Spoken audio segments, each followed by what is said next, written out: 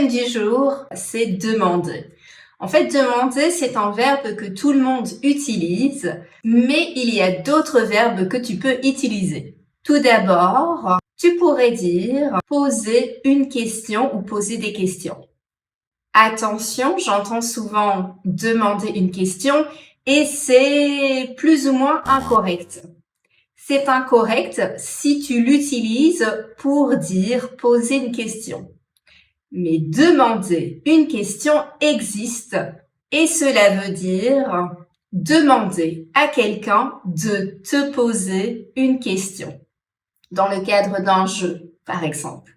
Ensuite, on a deux verbes qui sont vraiment importants que tu vas retrouver dans la presse ou que tu vas entendre. Il s'agit de interroger et de questionner.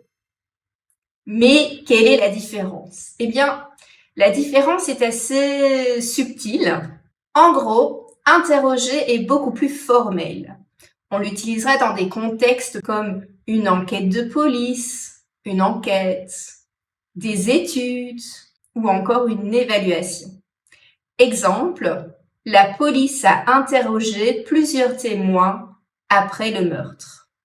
Le prof a interrogé les élèves. C'était une interro surprise. En ce qui concerne questionner, imagine, tu es parti en vacances, tu n'avais pas dit où tu allais, tu reviens au travail et tout le monde te questionne. Ils veulent tous savoir, ils te posent beaucoup de questions.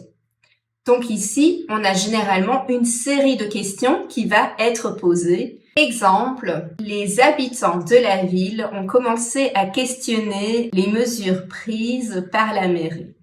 Voilà, j'espère que c'est plus clair maintenant. Ainsi, tu pourras varier et ne pas tout le temps utiliser demander. Je te rappelle que je donne des cours de français en ligne pour t'aider à améliorer ton français, mais également à connaître des choses sur la culture francophone, sur l'univers francophone. J'ai deux types de cours. Les cours de groupe en ligne pour femmes et pour femmes uniquement, ainsi que les cours de groupe pour enfants en ligne.